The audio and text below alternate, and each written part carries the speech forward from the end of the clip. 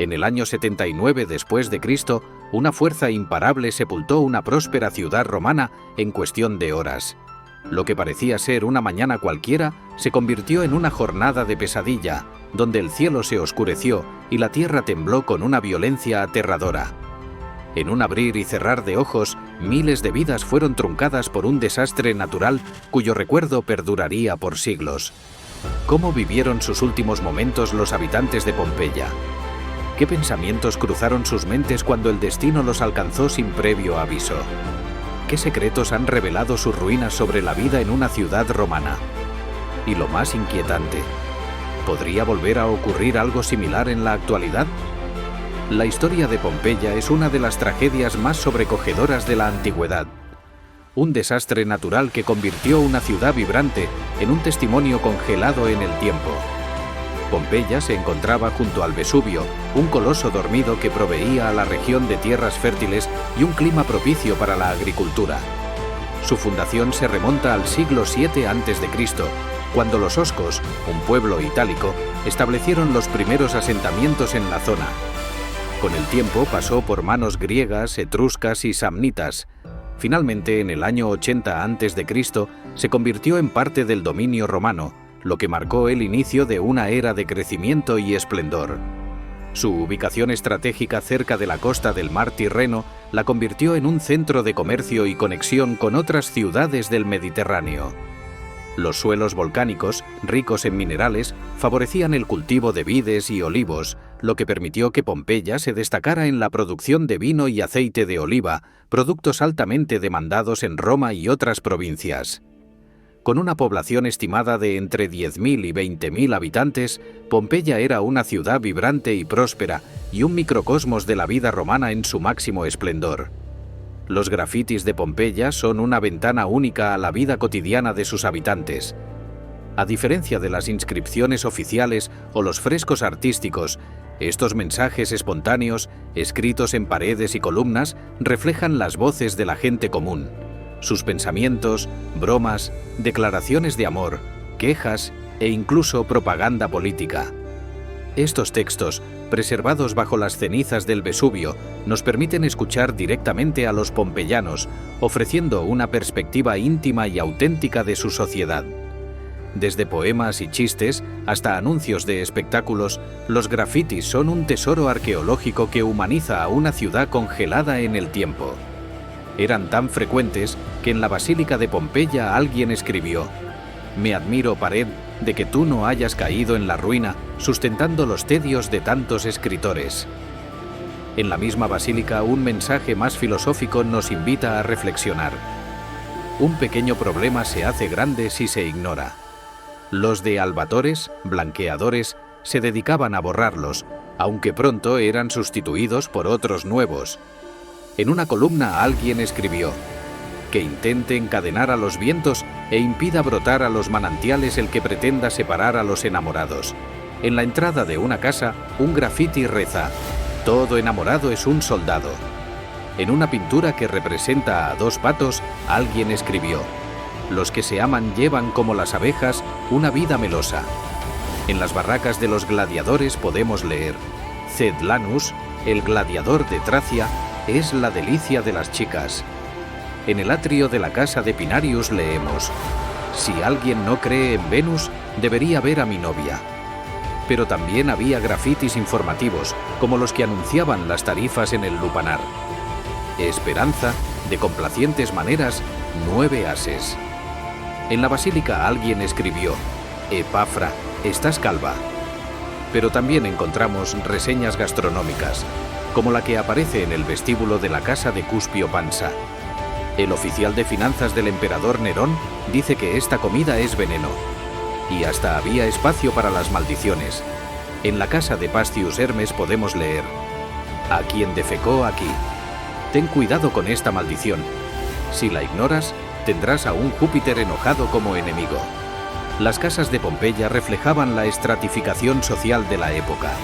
Las domus, residencias de las familias más adineradas, eran amplias y estaban decoradas con frescos y mosaicos que representaban escenas mitológicas, paisajes y retratos familiares. Estas viviendas contaban con atrios centrales que servían como espacios de recepción y luz, y jardines interiores, peristilos, rodeados de columnas.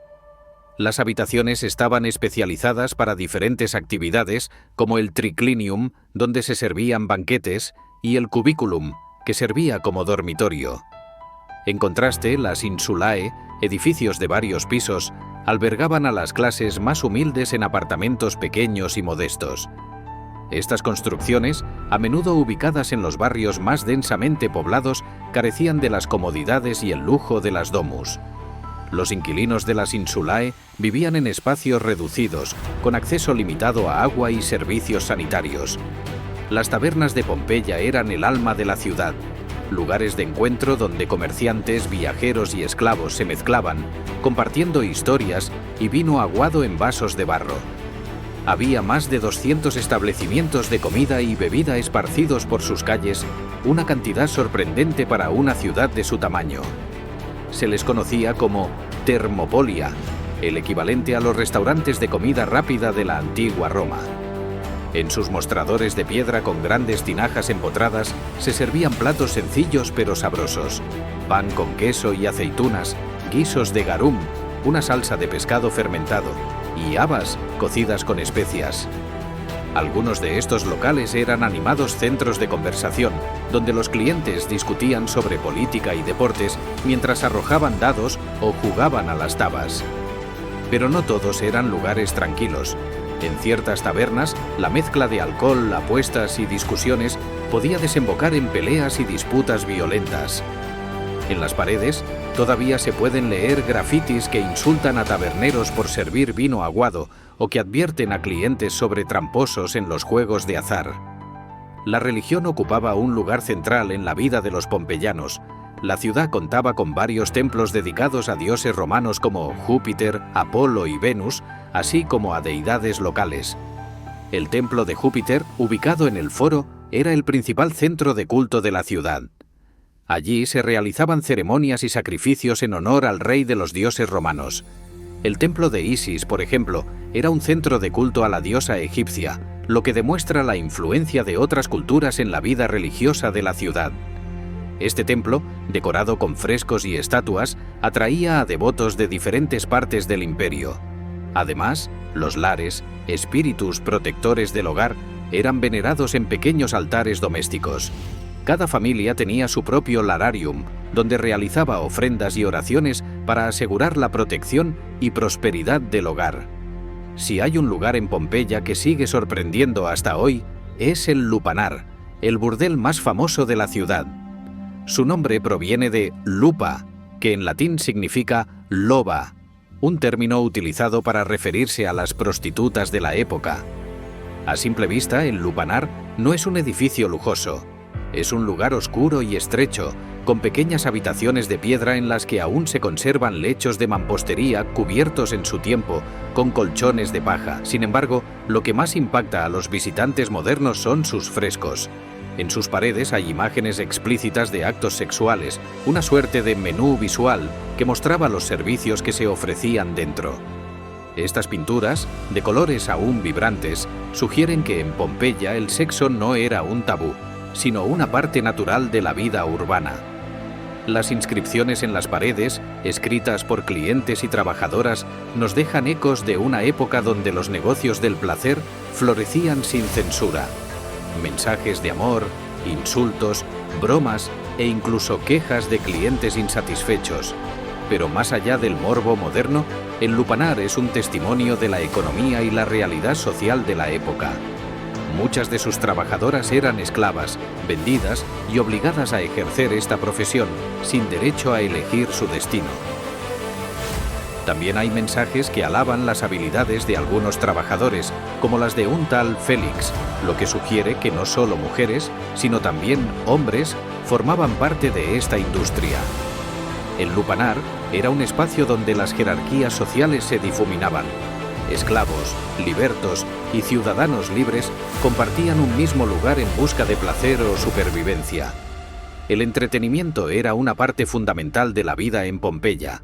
El anfiteatro, construido alrededor del 70 a.C., era uno de los más antiguos del mundo romano y podía albergar a unos 20.000 espectadores. Allí se celebraban combates de gladiadores, cacerías de animales y otros espectáculos que atraían a multitudes de toda la región. Los gladiadores, a menudo esclavos o prisioneros de guerra, luchaban entre sí o contra animales salvajes en espectáculos sangrientos que emocionaban al público. El Teatro Grande, con capacidad para 5.000 personas, era el escenario de obras teatrales y recitales poéticos. Las representaciones teatrales, que incluían comedias, tragedias y pantomimas, eran una forma popular de entretenimiento. El Odeón, más pequeño, se utilizaba para actuaciones musicales y conferencias. Estos espacios culturales reflejaban el gusto refinado de los pompeyanos por las artes y la literatura. La ciudad también era un centro de producción artesanal, desde cerámica y textiles hasta joyería y herramientas. Los comerciantes vendían sus productos en los mercados locales, donde los ciudadanos podían adquirir alimentos, ropa y otros artículos de primera necesidad. La vida social en Pompeya giraba en torno a las termas, los foros y los espacios públicos. Las termas, como las termas estavianas y las termas del foro, eran lugares de reunión donde los ciudadanos podían bañarse, socializar y hacer negocios.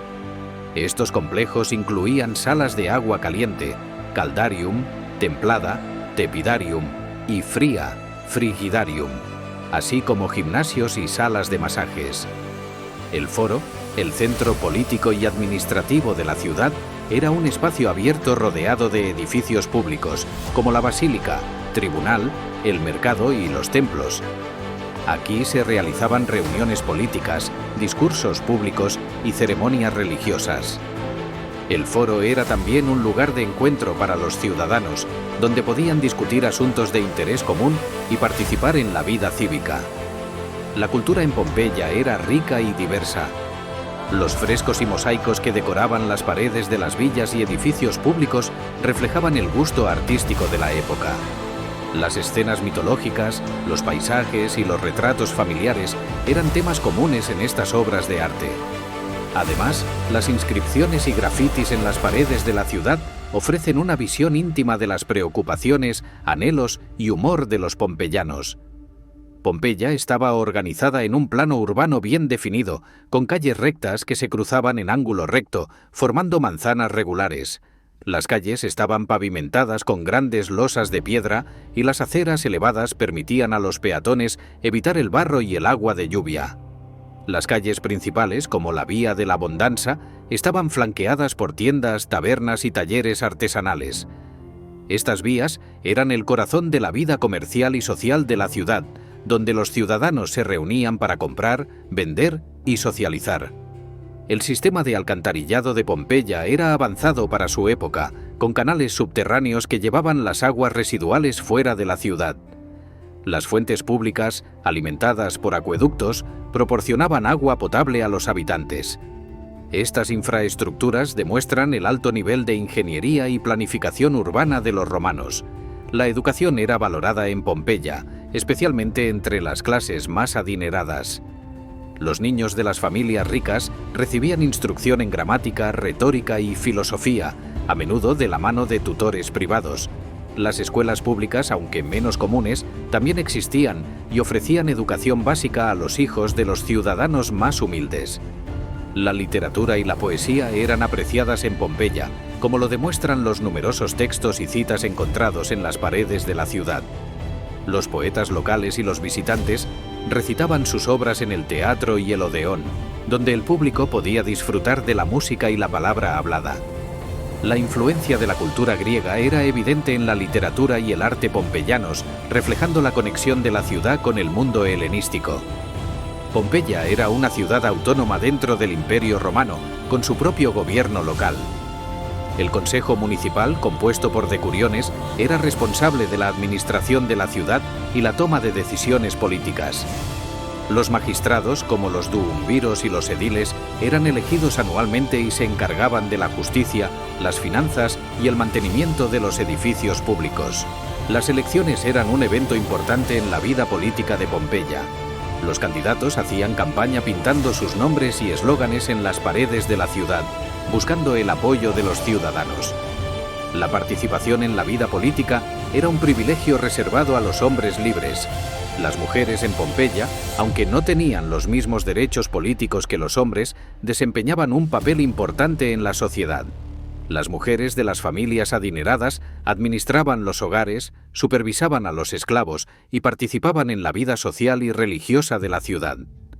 Algunas mujeres, como Eumaquia, una sacerdotisa y benefactora pública, alcanzaron una posición destacada en la sociedad pompeyana. Las mujeres también participaban en el comercio y la artesanía, gestionando tiendas y talleres. La esclavitud era una institución fundamental en la sociedad romana, y Pompeya no era una excepción. Los esclavos realizaban una variedad de tareas, desde el trabajo doméstico en las domus hasta el trabajo manual en los campos y talleres. Algunos esclavos, especialmente aquellos con habilidades especiales, podían alcanzar una posición de relativa comodidad, mientras que otros vivían en condiciones duras y opresivas. Los esclavos podían ser liberados por sus dueños, convirtiéndose en libertos. Estos libertos a menudo mantenían una relación cercana con sus antiguos dueños y podían integrarse en la sociedad pompeyana, aunque con un estatus social inferior al de los ciudadanos libres. Todos ignoraban que el monte Vesubio, que les ofrecía suelos fértiles y una fuente inagotable de recursos, era en realidad un volcán dormido. Tanto Estrabón como Plinio el Viejo califican al Vesubio como montaña. De hecho, Plinio el Viejo moriría durante la erupción. Estrabón, en el libro quinto de su Geografía, afirma: su aspecto parece ceniza y muestra grietas que se abren como poros de piedra ennegrecidas en su superficie, como si hubieran sido consumidas por el fuego. En cierto modo, se podría conjeturar que, en otro tiempo, este territorio fue pasto de las llamas y que se extinguió por falta de madera. Nadie podía imaginar la catástrofe que se avecinaba, ni predecir que en un solo día la ciudad quedaría reducida a un recuerdo sepultado bajo metros de ceniza ardiente. La mañana del 24 de agosto del año 79 después de Cristo comenzó como cualquier otro día en Pompeya. Los comerciantes abrían sus tiendas, los artesanos comenzaban su trabajo y los ciudadanos se dirigían a los baños públicos para socializar y relajarse. La erupción del Vesubio comenzó alrededor del mediodía, cuando una explosión masiva envió una columna de ceniza, lapili y gases tóxicos a más de 30 kilómetros de altura. Los habitantes de Pompeya apenas tuvieron tiempo de reaccionar. La tierra tembló con violencia, las calles se llenaron de escombros y el cielo se tornó oscuro como la noche. Plinio el Joven, quien presenció la erupción desde Miseno a unos 30 kilómetros de distancia, describió la escena en una carta al historiador Tácito. Una nube negra y terrible, desgarrada por ráfagas de fuego serpentino, se abría en largas lenguas de llama que se asemejaban a relámpagos, pero mucho más grandes. La lluvia de ceniza volcánica comenzó a caer sobre Pompeya, cubriendo las calles y los edificios con una espesa capa gris. Los habitantes de Pompeya se vieron atrapados en una situación de pánico y confusión. Algunos intentaron refugiarse en sus hogares, mientras que otros corrieron hacia las puertas de la ciudad en un intento desesperado por escapar. La erupción no dio tregua. Las piedras y cenizas caían sin cesar, sepultando lentamente la ciudad bajo un manto de muerte. Algunas familias se refugiaban en sus casas, buscando protección en habitaciones interiores, pero pronto el aire se volvió irrespirable. Los techos de las viviendas comenzaron a colapsar bajo el peso de los escombros, atrapando a quienes habían decidido quedarse. Los gritos de desesperación resonaban por las calles, pero no había escape. El Vesubio continuó su ataque incesante, cubriendo Pompeya en una mortaja de ceniza ardiente. A medida que avanzaba la tarde, la situación empeoró. La ceniza bloqueó la luz del sol, sumiendo a la ciudad en una oscuridad casi total.